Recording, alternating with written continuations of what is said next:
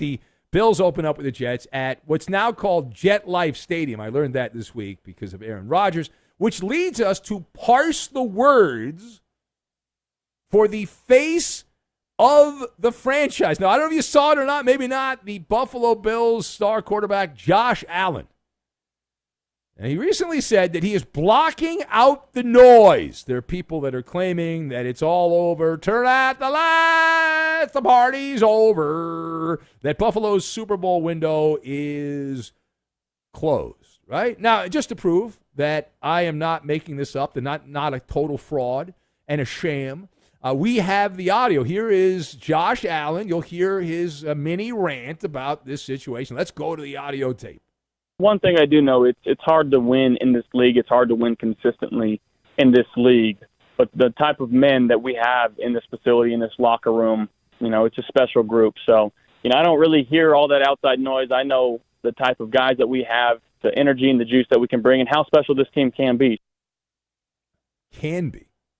Have you ever heard a quarterback say, we really don't have any special players? We have players that have special needs. You never hear that, right? I mean, he's always like, this is a great group. These guys are so good. Yeah. So it's all bullcrap. It's all bullcrap. But that line in the middle there, Josh Allen said, I don't really hear all the outside noise. That was what we call in the business the money quote. So let us discuss. The question, do you believe Josh Allen does not hear the outside noise? Do you believe it? So I've got Calvin Klein, Mr. Peanut, and Honest Abe. And we'll connect all of these random things together, and we are going to make cheap gasoline, which you used to be able to get, but not anymore. All right, so first of all, to answer the question, do you believe Josh Allen doesn't hear the outside noise? I'm shaking my head no. I'm shaking my head no. We have talked a lot on these microphones about the Palace intrigue in Buffalo. Stephon Diggs is a great wide receiver and a firecracker. He's good for people that are in my business, feeding the collection plate of the sports take. And much of Stephon Diggs' narrative has also involved Josh Allen, the yin to the yang. Now, my take here, Josh Allen, when he had that line in the middle of that rant that he doesn't really hear all the outside noise. When he said that, his nose was growing. He has gone full Calvin Klein. He has this obsession with the media coverage of the Bills. Multiple times, we have had Maller monologues directly related to Josh Allen commenting about the outside noise.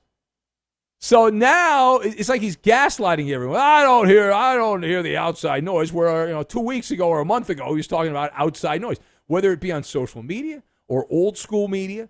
Josh Allen has elephant ears and hawk-like vision for Buffalo Bill related criticism.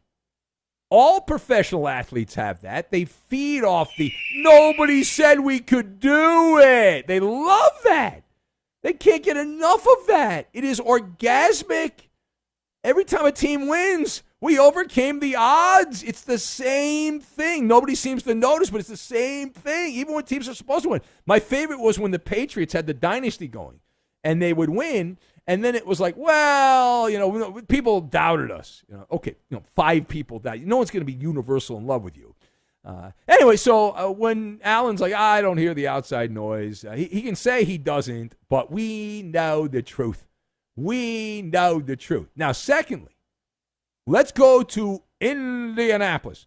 There's been more reporting on the Jonathan Taylor. We're going to call it a mini-series because we've had a lot of episodes of this in Indy, and stuck in this asteroid field that has been put on by Jim Irsay.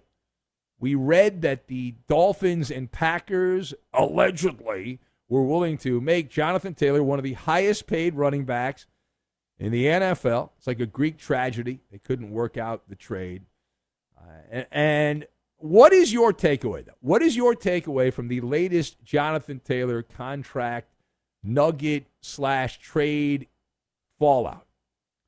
So this latest chapter on my scorecard is a Mr. Peanut situation.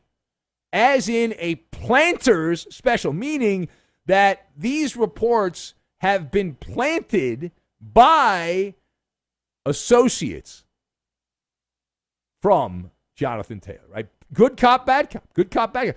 Taylor is the good guy. He found a team that was willing to pay him, and they wanted him, and then the Colts are the bad guy. They're the bad cop because they had unreasonable expectations on what they were going to get in return. So stay tuned.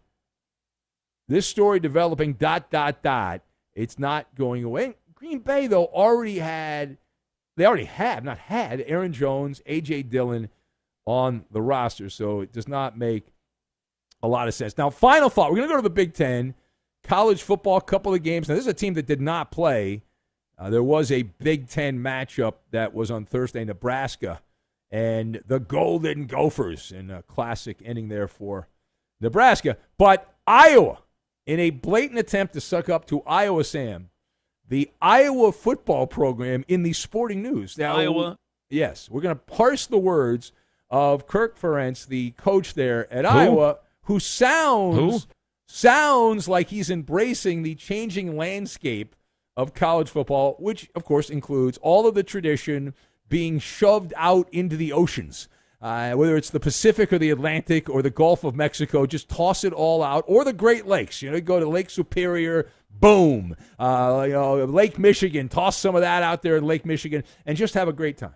Just have a great time. So the Iowa coach was talking with our former colleague, Rich Eisen, used to work here. I don't know where he's at now. But Kirk Ferentz said pretty much now I think what you can do with college football is take tradition and take geography and kind of throw it out the window, he said. It's a whole different game than it was even 10 or 15 years ago. So the Iowa coach saying that he's learned to love it. He said the key to life, you got to learn to love what you're doing. That was the way he phrased it. So we posed the question as you talk about what's going on in college football, and this guy's been at Iowa. How long has Kirk Ferentz been at Iowa? He's been there for over 20 years, almost 25 years. The guy's been the coach. Time flies fast when you're having fun. Been there since 1999. So how come Kirk Ferentz is okay with apparently obliterating the college football traditions? That's what it sounded like to me anyway. What do I know? But my answer to that question, if I'm right, is he's got no choice.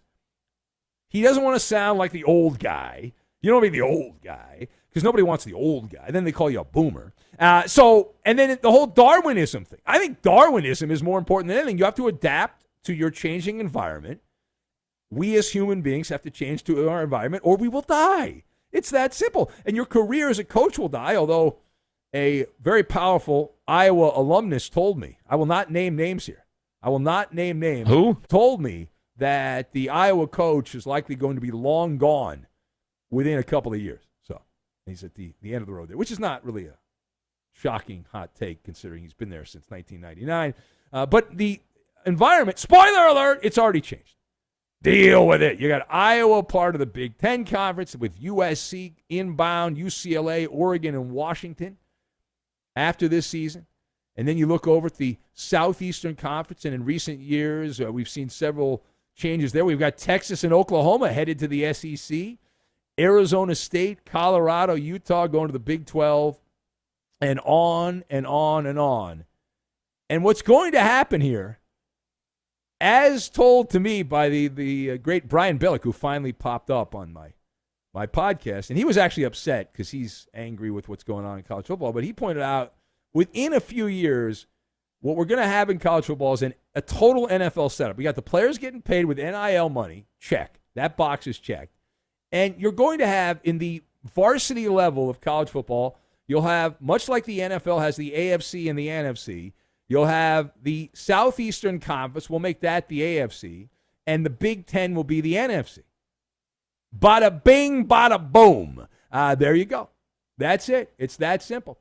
This, not that simple, unless it is. It's so simple.